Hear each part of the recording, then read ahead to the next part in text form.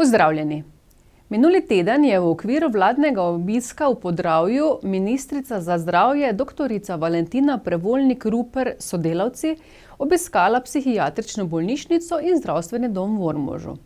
Z vodstvom bolnišnice je spregovorila o viziji razvoja bolnišnice in načrtovanih investicijskih projektih ter se seznanila z izzivi na področju poslovanja in organizacije delovnih procesov.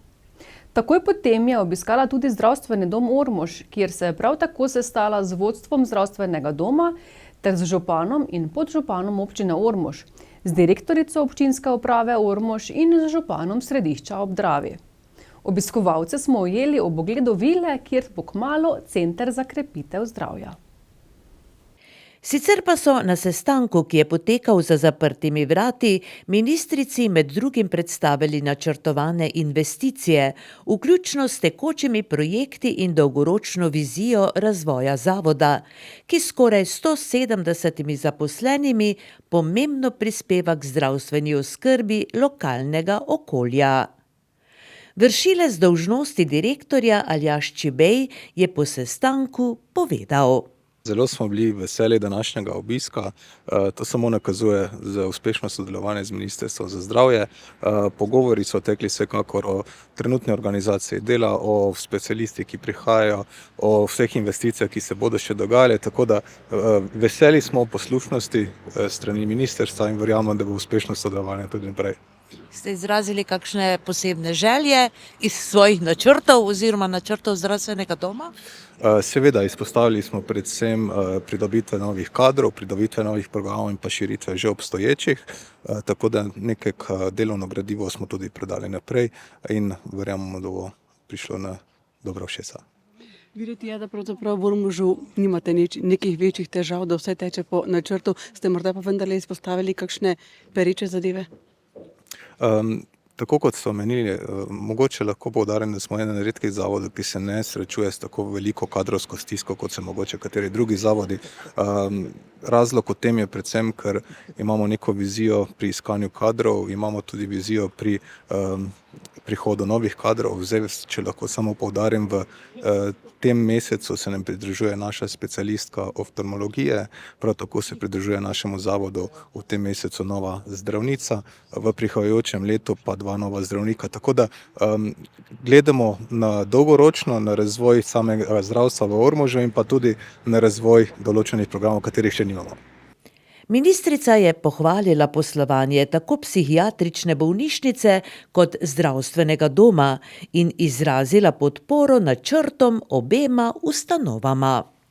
Ministrstvo vedno pristopi vsem zdravstvenim ustanovam v Sloveniji na pomoč, kadar je potrebno, ampak danes so mi predstavili same lepe podatke v Ormožu. Najprej smo obiskali psihiatrično bolnišnico Ormož, kjer so se res sem bila vesela.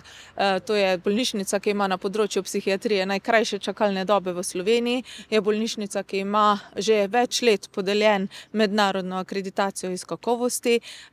Veliko vlagajo v investicije, v obnovo tako stavb kot aparatur. Se skušajo približati res ljudem z integrativno oskrbo, se pravi tem prehodom iz akutne v neakutno oskrbo. Uvajajo nove pristope na ravni Slovenije, se pravi so prvi v Sloveniji, ki uvajajo neke strokovne pristope skupaj z Univerzitetno psihiatrično kliniko Ljubljana.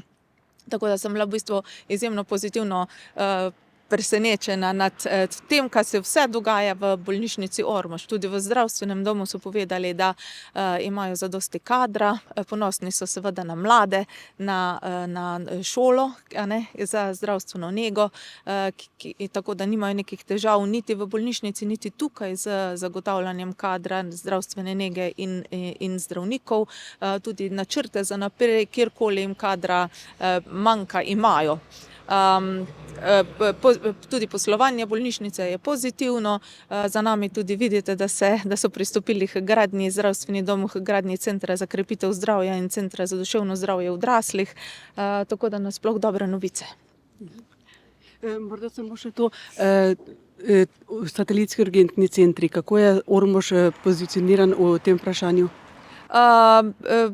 Mreža oziroma kriteriji so enotni za postavitev mreže po celi Sloveniji. Zdaj, kaj konkretno Ormožu pripada, pač se bo ugotovilo tudi, ko bo postavljen ta skupni javni zavod za nujno medicinsko pomoč. Delovne skupine tam še delujejo in bojo naredile mrežo celotno na ravni Slovenije. Mislim, da bomo imeli neko rešitev pripravljeno do konca decembra. Imamo več delovnih skupin, ki na tem področju delujejo. Pa morda še splošen, ja, lahko še eno? Splošen namen vašega obiska v Podravju? Mislim, jaz grem na veliko regijskih obiskov zdaj skupaj z vlado v vse regije, pa tudi že prej si želim obiskati čim več bolnišnic, zato ker tam izveš dejanske težave, ki jih imajo, oziroma neke izzive, ki jih imajo, pa tudi načrte, ki jih imajo posamezni zdravstveni zavodi, in potem se ministrstvo lažje prilagaja, ko vidim, kaj so potrebe ljudi, kaj potrebujejo v posameznih zavodih, kje so potrebni ukrepi, kje ne, kaj smo naredili dobro, kje mogoče lahko še kaj izboljšamo. Tako da to so nameni vsakega obiska, da to izvemo in da skušamo približati zdravstvo, da je čim bolj dostopno in kakovostno za ljudi. Ena večjih investicij v Ormožu, ki jo je ministrica s sodelavci najavila, pa je negovalna bolnišnica. Nedavno so eno takšnih odprli v Novem mestu, sicer je negovalna bolnišnica tudi v Ljubljani, v začetku prihodnjega leta pa bo zaživela še v Mariboru. Kot naslednja v pripravi je v Ormožu. Torej, trenutno na uradu pregledujemo dokumentacijo investicijsko. Nekaj stvari moramo še dopolniti, urediti in ocenjujemo, da bomo do konca meseca oziroma v decembru to zadevo uredili in bomo izdali sklep o potrditvi. Na to pa sledijo priprava nadaljnje investicijske dokumentacije in ostale zadeve, tako da bi v letu 27 in 28 pričeli potem pa z izvedbo, torej projekt bi naj v začetku prihodnjega leta uvrstili v NRP. Torej, Ormož dobi negovalno bolnišnico? Tako kot sedaj je predviden in bo potem ta postopek stekel. Lokacija nove bolnišnice bi bila med psihiatrično bolnišnico in naseljem Lenta ob vpadnici v mesto Ormož. Bolnišnica naj bi imela 250 postelj in bi stala okrog 10 milijonov evrov. Osnovna šola Velika Nedelja je ob 130-letnici šolske zgradbe ter ob 370-letnici prvega učitelja v Veliki Nedelji pred kratkim pripravila bogato slovesnost, ki je prinesla vrsto spominov in odstrla dolg vek šolstva v kraju. Razen slovesnosti je šola ob jubileju pripravila tudi razstavo in izdala zbornik. Višek pa so bili posnetki pripovedi bivših šolarjev različnih generacij.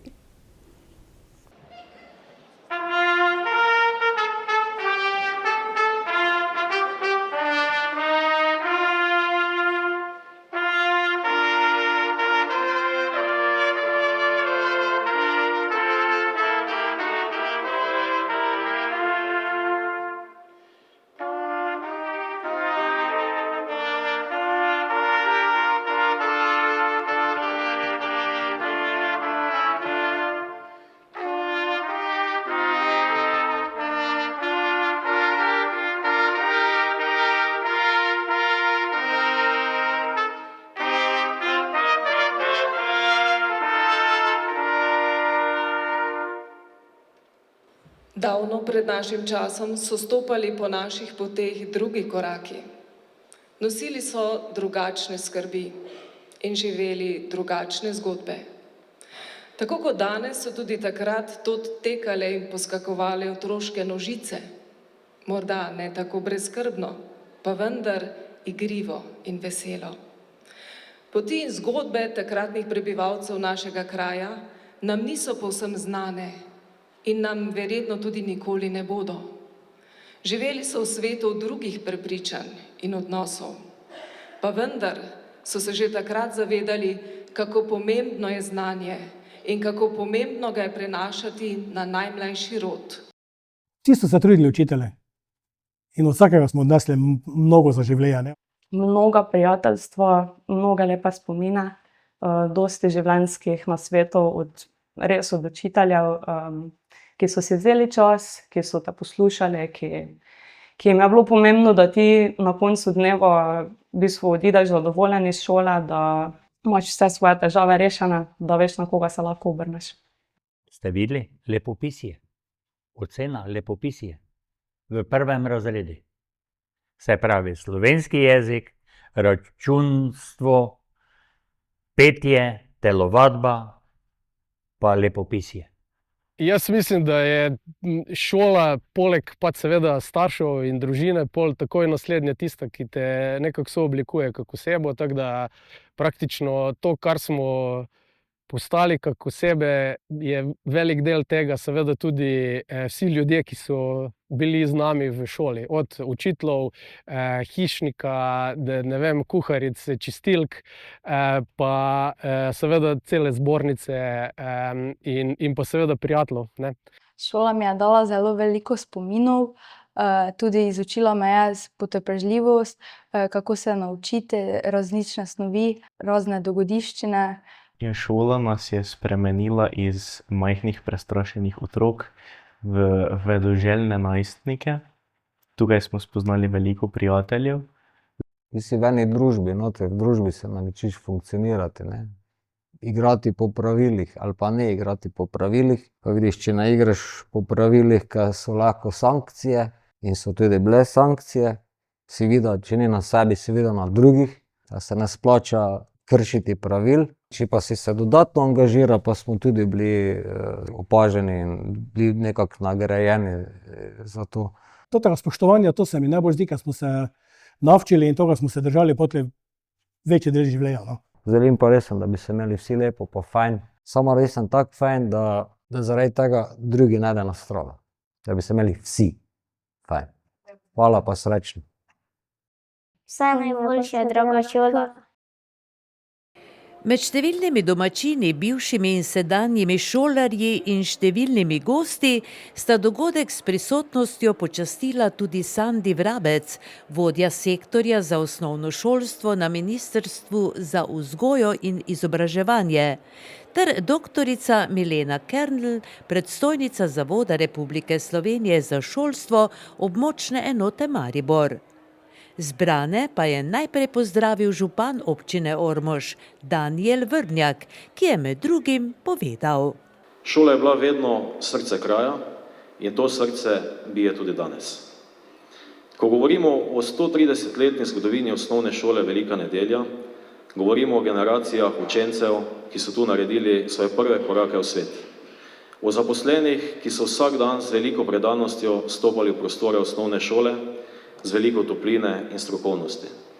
Govorimo o številnih dogodkih, izzivih, spremembah in uspehih, ki so izoblikovali šolo, kot jo poznamo danes. Spoštovani vsi sedanji, kot tudi nekdanji zaposleni osnovne šole Velika Nedelja. Brez vas te zgodovine enostavno ne bi bilo. Vi ste tisti, ki ustvarjate varen prostor za radovednost, ustvarjalnost in odkrivanje talentov. Za vaš trud, potrpežljivost, strokovnost in srce, ki ga vlagate v delo, se vam iskreno zahvaljujem tudi v imenu občine. Dragi starši, vi ste prvi učitelji svojih otrok in najtesnejši partner te šole. Hvala, ker zaupate, sodelujete in podpirate njeno poslanstvo. Le skupaj lahko ustvarjamo okolje, v katerem se naši otroci razvijajo v odgovorne, radovedne in pogumne mlade ljudi. In seveda, dragi naši učenci, vi ste razlog, da ta šola živi. Vi ste njena preteklost, sedanjost in prihodnost. Vsako leto znova ji dajete energijo, veselje in smisel. Naj bo ta jubilej za vas navdih, da boste še naprej pogumno stopali na pot znanja, prijateljstva in osebne rasti. Ko se danes poklanjamo 370. obletnici prve omembe učitelja in 130-letnici zgodovine šole, ne praznujemo le prehojene poti, ampak praznujemo tudi identiteto našega kraja. Praznujemo zavedanje, da sta znanje in izobraževanje temelj vsake skupnosti, ki želi napredovati, rasti in si ustvarjati boljši jutri. Spoštovani, naj ob tej priložnosti poudarim, da bo občina tudi v prihodnje podpirala razvoj šole, saj verjamemo, da vlaganje v izobraževanje pomeni vlaganje v našo prihodnost. v prihodnost, ki si jo naši otroci zaslužijo. Na koncu ne smemo pozabiti, da jubileji niso samo spomin, ampak so tudi obveza. Obveza, da skrbimo za znanje, spoštujemo tradicijo in gledamo naprej s pogumom. V osnovni šoli Velika nedelja želim še mnogo uspešnih, ustvarjalnih in ponosnih let. Iskrene čestitke ob obeh visokih jubilejih in hvala vsem, ki ste del te izjemne zgodbe. Sedaj pa bi na koncu povabil ravnatelja osnovne šole Velika nedelja, da mu v imenu občine Ormož predamo jubilejno priznanje in se s tem zahvaljujemo za ves trud vsem generacijam, ki so na takšen in drugačen način pomagali za dobrobit naše osnovne šole Velika nedelja.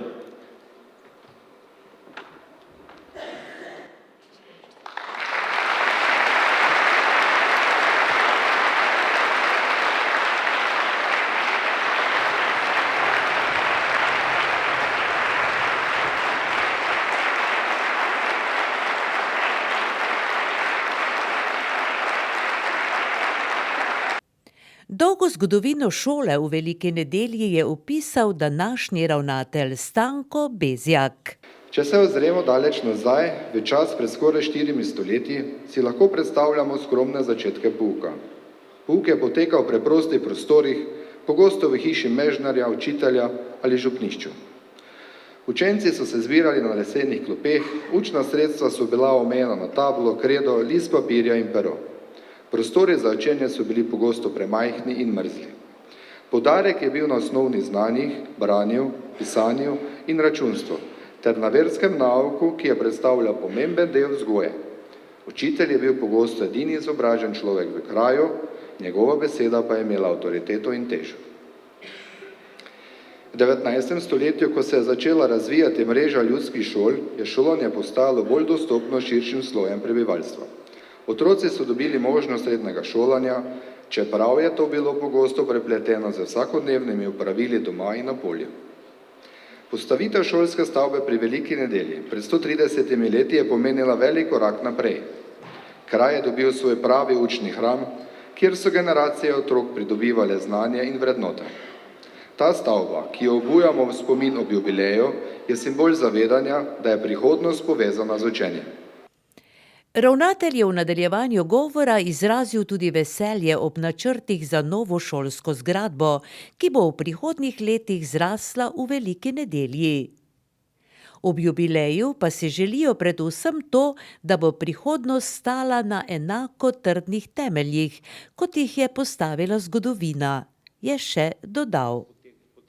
Potem sta zbranim spregovorila tudi Sandi Vrabec, vodja sektorja za osnovno šolstvo na Ministrstvu za vzgojo in izobraževanje, in doktorica Milena Kernl, predstojnica Zavoda Republike Slovenije za šolstvo območne enote Maribor, ki sta vsak svojega vidika osvetlila pomen šolstva kot dediščino nekega kraja in vloge učiteljev pri vzgoji in izobraževanju mladih. Bogat kulturni program v nadaljevanju so sooblikovali Združeni otroški in mladinski pevski zbor osnovne šole Velika nedelja s podružnico Podgorci.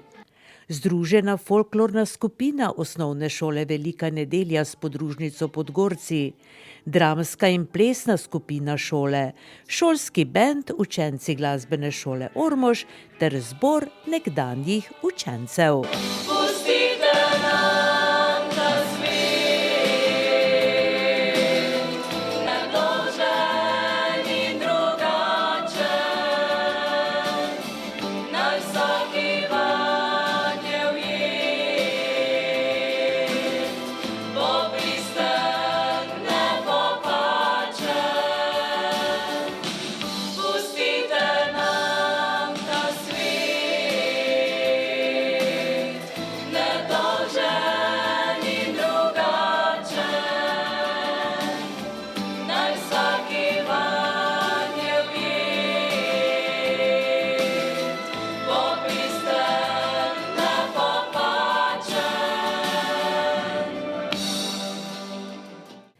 Praznovanje se je zaključilo s predstavitvijo zbornika, ki na 170 straneh prinaša vpogled v zgodovino šolanja in šolskih zgradb, od omembe prvih učiteljev pa vse do danes. Zbornik združuje strokovne prispevke zgodovinarjev in učiteljev ter osebne zgodbe in spomine prebivalcev kraja. Obenem je bila odprta tudi priložnostna razstava, ki prikazuje razvoj šolstva skozi dokumente, stare razredne fotografije, učila, šolske pripomočke in posnetke o gradnji šole. Za še malo nostalgije v nadaljevanju pa sledi sprehod po obnovljeni notranjosti Ormoškega gradu. Kot je znano, je v okviru 1,6 milijona evrov vredne obnove bila obnovljena in vsebinsko dopolnjena večina grajskih prostorov. Zamenjano je bilo stavbno pohištvo, parketi, obnovljene so bile ure na grajskem stolpu in zvonova, ter preko obstoječega podstrešja nameščena lesena pot in stopnišče na grajski stolp, ki po novem omogoča razgled daleč naokrog.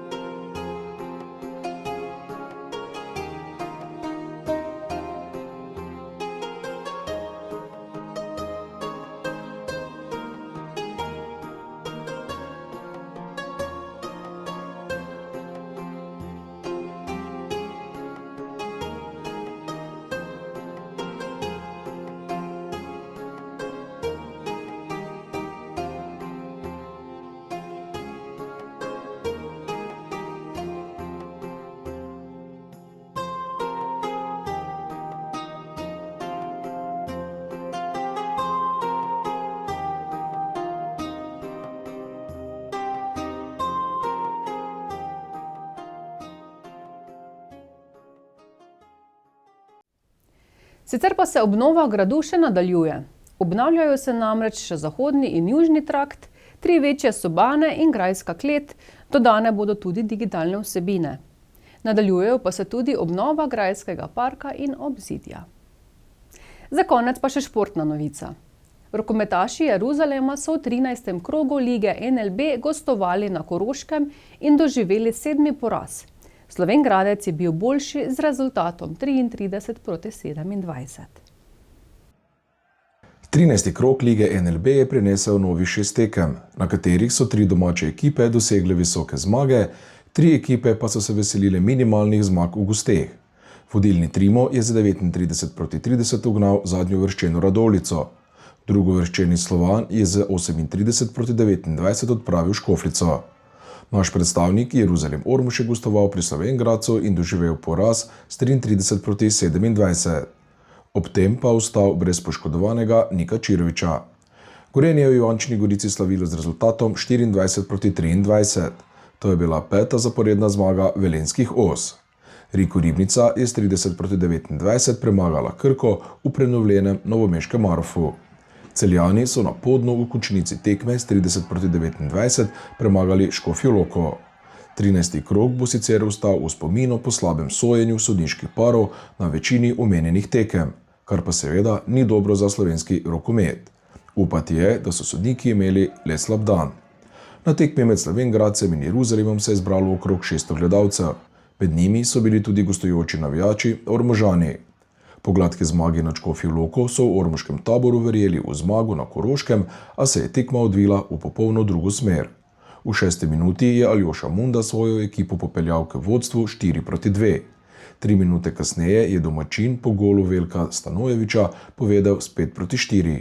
Isti igralec je v 14. minuti zadel za prvo vodstvo Slovenj Gradca z 2 zadetkoma, 8-6. Domačini so s pridom izkoriščali napake nasprotnika in pridno večali prednost v svojo korist. V 23. minuti se je že prižgal rdeč alarm pri Vinarji, saj so zaostajali za 7 zadetkov. Korošci so povedli s 15-8. Na račun dobrega zaključka prvega polčasa in 3 zaporednih zadetkov so Ormožani na odmor odšli z 4 zadetki zaostanka. Polčas Slovenj Gradec 15, Jeruzalem 11. Se serijo 3-0 je Slovenj Gradec znova povedal za 7, 19-12 in do 42. minute držal to prednost, 24-17. V 50. minuti je 7-metrovko zadel Tinček Hebar in Ormožane popeljal do zaostanka le 3 zadetkov. Upanje v popolni preobrat je kratko trajalo, saj so Korošci v zadnjih 5 minut tekme vstopili s prednostjo 5 golov, 29-24.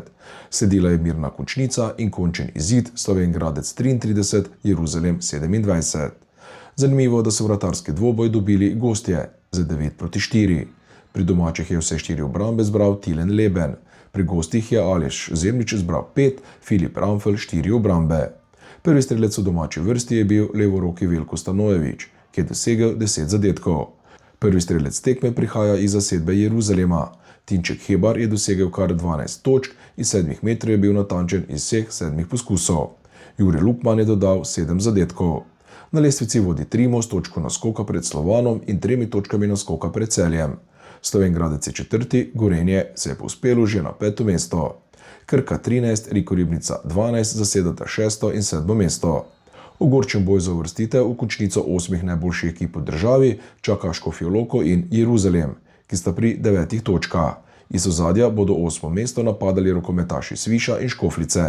V taboru Radovljice čakajo na drugo zmago, ki bi jim dala upanja po vsaj 11. mesto po rednem delu sezone. V 14. krogu so pari naslednji. V petek, 5. decembra, Gorenje v Rdeči dvorani gosti Škofjo Loko. V soboto, 6. decembra, so na sporedu še tekme Celje Pivarna Laško, Slovenj Gradec, Riko Ribnica, Sviš Ivančna Gorica, Škofljica, Trimo Trebnje, Frankštal Radovljica, Krka Novo mesto. V Ormož na Hrdek ob 19. uri prihaja ljubljanski Slovan. V sredo, 10. decembra ob 19. uri in 30 minut se bosta na Hrdeku še enkrat pomerila Jeruzalem in Slovan. Gre za pokalno tekmo četrtfinala, ki zmagovalcu prinaša napredovanje na pokalni Final Four. Samo poslovim naj se še. Prihodnja oddaja bo že v znamenju decembrskih dogodkov, tako da se nam le pridružite tudi zato, da bomo skupaj podoživeli prižige lučk v Ormožu in v Svetem Tomažu, pa seveda še kakšen dogodek izmed številnih vse naokrog. Nasvidenje.